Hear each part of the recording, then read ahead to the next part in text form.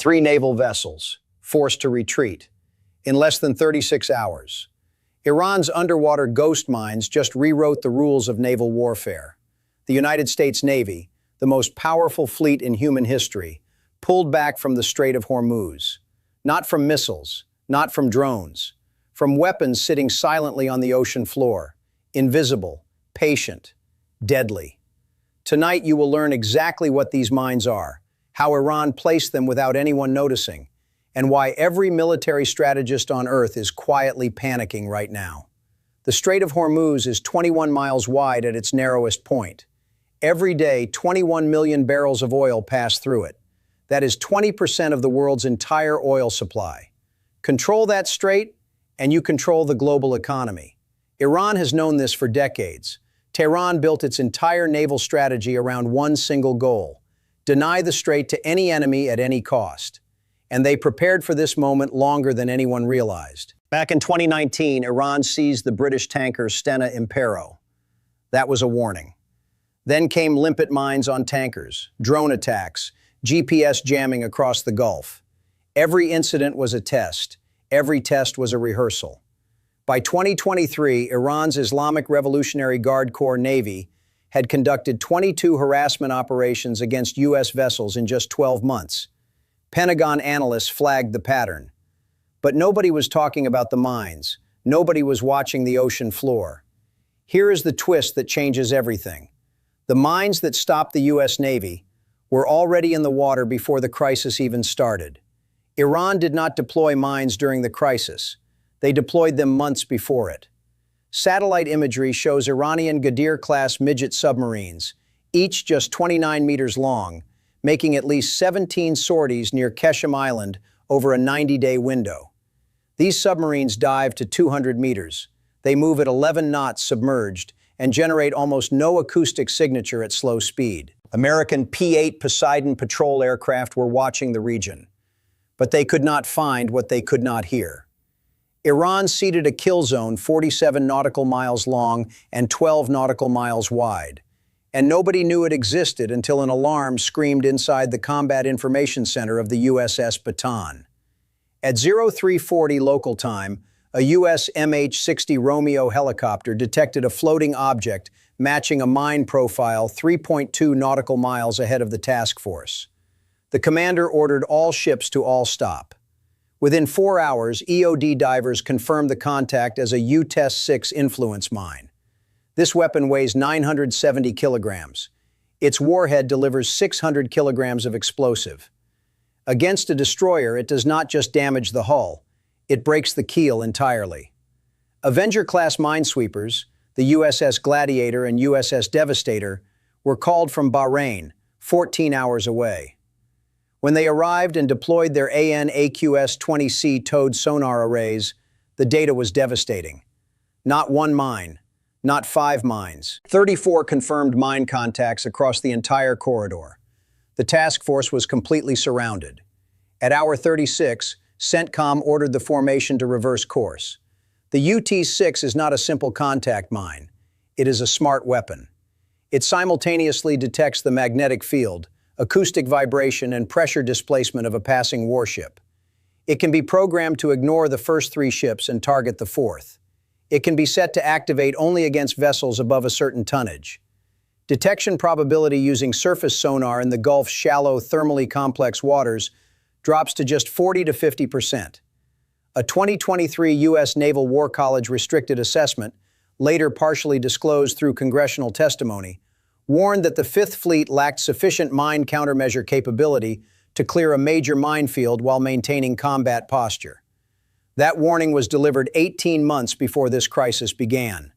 Nobody acted on it fast enough. Iran achieved in 36 hours what 40 years of military buildup had failed to deliver. 0 aircraft lost, 0 sailors killed, 0 missiles fired.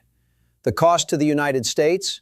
A documented task force retreat, a 9% global oil price spike within 48 hours, emergency CENTCOM briefings to Congress, and the quiet cancellation of 2 Gulf naval exercises. Iran's supreme leader broadcast a 4-minute address calling it a victory of patience over arrogance. Iranian state television ran the U.S. task force's retreat coordinates on a loop for 11 straight hours. And beneath the dark water of the strait, 34 mines are still waiting. The UT-6 is a Russian-origin deep-water influence mine developed by the Gidropribor Research Institute in St. Petersburg. Iran acquired components through third-party brokers in Central Asia. It operates at depths between 30 and 300 meters, covering the entire navigable depth profile of the Strait of Hormuz. Its 600-kilogram warhead detonates beneath the keel of a passing ship. The resulting pressure wave travels upward through the water column and snaps the vessel's structural spine. The USS Samuel B. Roberts discovered this in 1988, when an Iranian mine blew a 4.5-meter hole in her keel. The UTES-6 carries 6 times that explosive charge.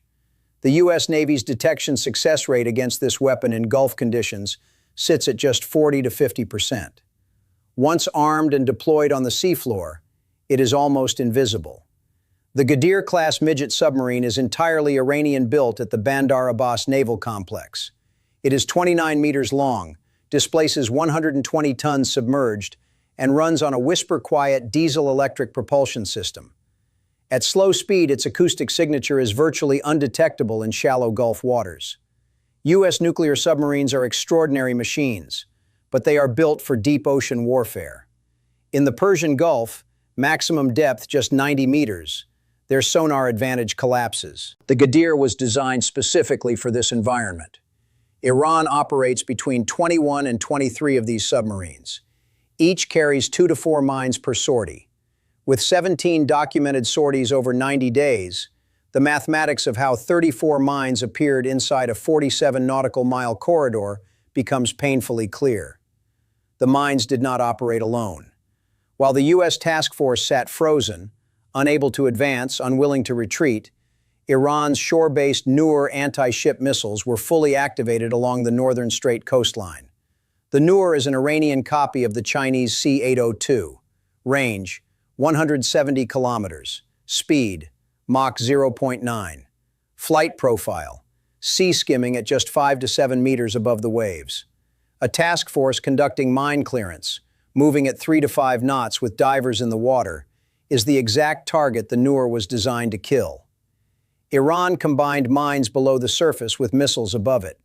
This is what military strategists call a layered anti-access area denial envelope. The U.S. task force was not outgunned. It was outmaneuvered. There is a significant difference between those two things. Diplomatic channels hold. Qatar and Oman broker a quiet pause. Iran discloses coordinates of 20 mine positions in exchange for the U.S. suspending 2 carrier transits. Oil prices stabilize at 12% above pre-crisis levels. Shipping insurance rates spike 340% for 90 days. The strait reopens in 10 days. The world exhales. But the remaining 14 mines stay in place as leverage, and the threat goes quiet until the next crisis. Iran refuses all diplomatic contact at hour 48. A second minefield activates in the Bab el-Mandeb Strait simultaneously. 35% of global maritime oil traffic has no viable route. Crude oil breaches $200 per barrel within 72 hours. The USS Gerald R. Ford Carrier Strike Group begins transit toward the Gulf of Oman. Iran warns that any vessel crossing the 23rd parallel will be treated as a hostile combatant. A Noor missile locks onto a mine-hunting vessel. It does not miss. 2 sailors are killed, 12 wounded. U.S. aircraft strike 4 IRGCN coastal installations within 6 hours. Iran launches 40 Shahed 136 loitering munitions toward the U.S. naval base at Manama, Bahrain. Everything that follows happens faster than any diplomat can stop. One miscalculation, in one narrow strait, and the world that existed yesterday is simply gone. Here is the truth every admiral already knows but will not say publicly. The United States Navy has not faced a credible mine threat to a capital ship since the Gulf War of 1991. 3 decades of dominance created a dangerous gap in readiness for exactly this kind of warfare. Iran did not defeat the U.S. Navy in a firefight. They defeated it in a planning room, years before the first mine touched the water. They studied every patrol route. They identified the one weapon the world's greatest navy was least prepared to face, Then they waited. The winner is clear. Iran achieved strategic area denial against the Fifth Fleet at a cost approaching zero. $0, 0 casualties, 0 missiles fired. The loser is equally clear.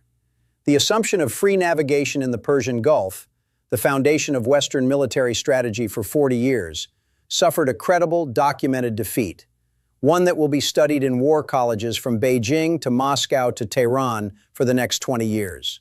34 mines, placed patiently, and the most powerful navy in human history turned around.